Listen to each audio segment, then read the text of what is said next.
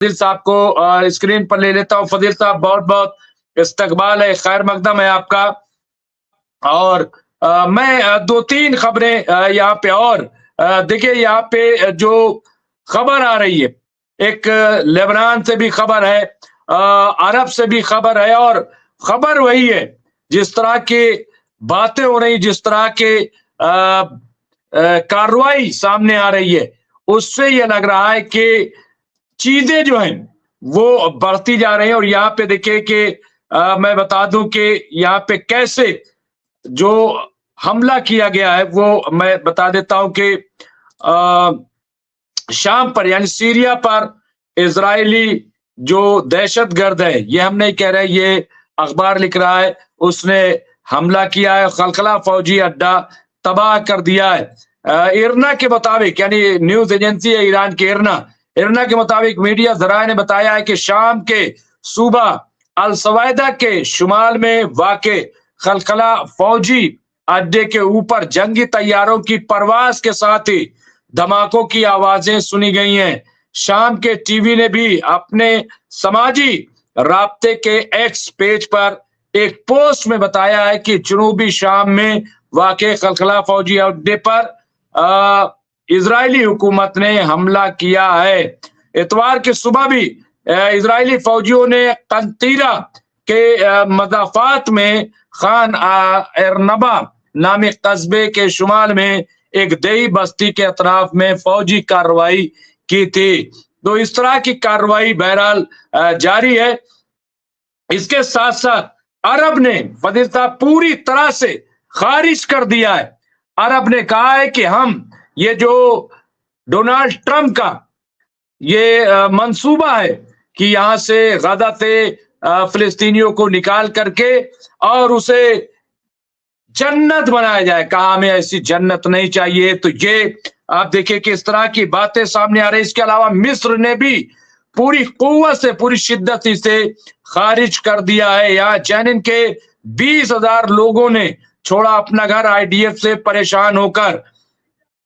तो इस तरह की भी खबरें आ रही बहुत सारी।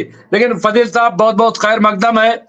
क्या कहेंगे, हमास ने ये कहा है आज तेहरान में कि जिस तरह आज तेहरान जश्न मना रहा है आजादी का, बहुत जल्द हम फिलिस्तीन की आजादी, बैतुल मुकद्दस की आजादी का भी जश्न मनाएंगे। कैसे देखते हैं इस बयान को?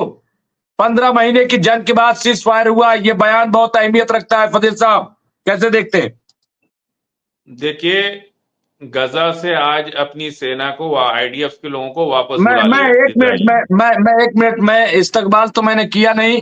फजील साहब का बहुत बहुत इस्तकबाल है, खैर मकदम है। और जो हमारे साथ नए लोग जुड़े हुए हैं, मैं उन्हें बता दूं कि फजील साहब हमारे सीनियर पॉलिटिकल एनालिस्ट हैं।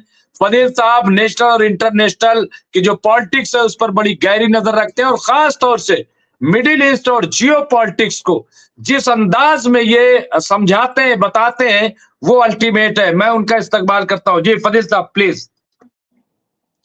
देखिए, जो आज गजा से अपनी सेना वापस बुलाना शुरू कर दिया इजराइल ने, तो हमास की तो एक बहुत बड़ी जीत है कि नॉर्दर्न गजा से जो कब्जा कर रखा था इजरायली सेना, आईडीएफ ने, आज वो वापस जाने लगे, ज्यादातर जा भी चुके हैं। दूसरा, मिस्र ये जो है अरब लीग की एक बैठक बुला रहे, कह रहे कि हम कभी भी अमेरिका, ये वो मिस्र है जिसने ईरान की मजम्मत की थी, जो हमला किया था इजराइल पे ईरान ने। तो मिस्र ने कहा था कि ये हमला मतलब वाजिब नहीं है, ये गैर मुनासिब हमला है। उस मिस्र ने आज ट्रंप के बयान के बाद अपना रुख बदला और कहा कि हम नहीं लेंगे गजा के लोगों को। और सबसे बड़ी बात यह है कि मिस्र ने एक अरब लीग की बैठक बुलाई है और वो कोशिश कर रहे हैं कि सभी अरब को इकट्ठा करके ये बात की जाए। ये दो बड़ी अपडेट है। और क्या नाम है, अमेरिका ये कह रहा है कि नहीं, हम पंचायत करेंगे, सबको बुलाएंगे, हमने ऐसा कुछ कहा ही नहीं। तो एक नई बहस शुरू हुई है। ट्रंप का बड़बोलापन जो है, क्या माना जाए फजील साहब की जो नाराजगी पूरी दुनिया की है, इसका मतलब ये कि डोनाल्ड ट्रंप ने हवा में बयान दे दिया था। डोनाल्ड ट्रंप ये समझ रहे थे कि ये रियल एस्टेट जैसी चीज है, वो मुल्क नहीं समझ रहे थे, वो गदा को एक रियल एस्टेट समझ रहे थे और ये समझ रहे थे कि दुनिया बेवकूफ है। हम कहेंगे कि हम जो है यहाँ पे आर्जी तौर पर, टेम्परेरी तौर पर लोगों को हटा रहे हैं और उसके बाद पूरा कब्जा कर लेंगे। लेकिन दुनिया का रुख जिस तरह से यानी यूरोपीय ममालिक भी नाराज हुए, इसके अलावा अरब, पूरा अरब, क्योंकि 27 तारीख को, जैसा कि आपने कहा, 27 फरवरी को ये अरब लीग की बहुत बड़ी मीटिंग होने जा रही है। मैं समझता हूं बहुत हंगामी इजलास, और मिस्र की दावत पे हो रहा है। फजील साहब, तो इसका मतलब ये कि ट्रंप को ये अंदाजा हो गया कि उन्होंने जो बयान दिया वो बहुत भारी गलती है। लेकिन क्या इजराइल इस गलती को मानेगा? क्या वो पीछा छोड़ेगा गजा का और फिलिस्तीन आजाद होगा, जैसा कि आज हमास ने भी कहा है? फजील साहब, नहीं, देखिए, हम गजा तो आजाद हो चुका है। अब कौन उसको रोकने वाला है? इजराइल का पैर उखड़ चुका है। इजराइल ने बहुत कोशिश किया वेस्ट बैंक पर कब्जा करने की, लेकिन जो डर है कि इजराइल को बहुत कि बड़ी बात कही है फजील साहब। मैं यहाँ रोकूंगा और फजील साहब का ये बयान बाद में तफसील वो देंगे, लेकिन बहुत बड़ी बात कही है फजील साहब ने कि गजा तो अब आजाद हो चुका है। गजा पूरी तरह से आजाद हो चुका है। वहां से आईडीएफ की सेना जा रही है, फौज जा रही है। मैं समझता हूं कि फजील साहब का ये रिमार्क बहुत बड़ी बात है। बहुत अच्छा उन्होंने एक तज्जिए के तौर पर यहाँ पेश किया है। तो ये बहुत बड़ी बात यहाँ फजील साहब कह रहे हैं।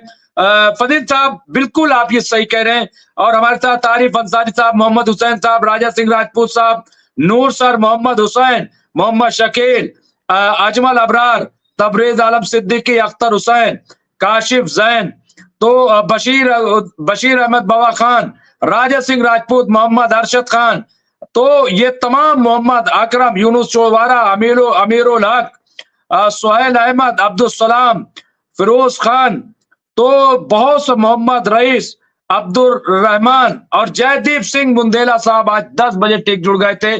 बहुत बड़ी बात फजील साहब यहाँ कह रहे हैं। फजील साहब कंटिन्यू कीजिए।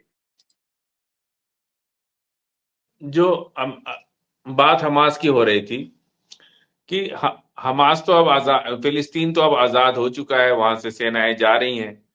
और आज जो है ट्रंप ने कहा कि मैंने कोई बयान नहीं दिया एक पत्रकार के पूछने पर कि फिलिस्तीन में कौन रह सकता है। तो उन्होंने कहा कि पूरी दुनिया जाके रह सकती है। और फिर उसने पूछा कि फिलिस्तीनी कहाँ रहेंगे, तो कहा वो भी वहीं रहेंगे। ये बयान आज ट्रंप का आया कि वो कोई उनका बयान नहीं था, एक पत्रकार ने उसको ट्विस्ट, जैसे मैंने पहले भी आपको 4-5 दिन पहले से मैं कह रहा हूं कि वेस्ट मीडिया की एक चाल होती है। आज ये साबित हो गई कि वेस्ट मीडिया की एक नई चाल थी जो इस पूरे अरब जगत को उलझा कर रख दिया। और अच्छा भी हुआ कि चाल, चेहरा, चरित्र तीनों पता चल गया। अमेरिका का भी लोग सजग हो गए। जो जॉर्डन और मिस्र, ये दोनों कंट्री जो अमेरिका के साथ हुआ करते थे और उन्होंने ईरान की मिसाइलों को इंटरसेप्ट किया था अमेरिका के कहने पर, इजराइल के कहने पर, आज सबसे ज्यादा ये दो देश बेचैन हैं और वो पूरे अरब लीग की मीटिंग करना चाहते हैं और ये इस पर कुछ न कुछ अपना रद्दो-अमल करना चाहते हैं और पूरी तरह से अब ये फिलिस्तीन के साथ हैं। वो फिलिस्तीन की बात कर रहे हैं, हमास की बात कर रहे हैं, गजा की बात कर रहे हैं, वेस्ट बैंक। देखिए, ये अब इजराइल को मालूम हो चुका है कि जो 1950 की रेखा थी उसको हमास क्रॉस करके और वेस्ट बैंक तक वो अपना कब्जा जमा लेंगे। और वेस्ट बैंक कोई वो सुरंग ऑलरेडी उनकी चल रही है, वो लोग आना जाना कर रहे हैं सुरंग के माध्यम से। तो अब वो सुरंग खोज नहीं पाए अभी तक। तो उनको ये पता चल गया है कि अब हम कुछ नहीं कर सकते फिलिस्तीन में। अब तो आज नेतन्याहू भी बहुत नर्वस दिख रहे थे, उनका भी बॉडी लैंग्वेज आज अलग था।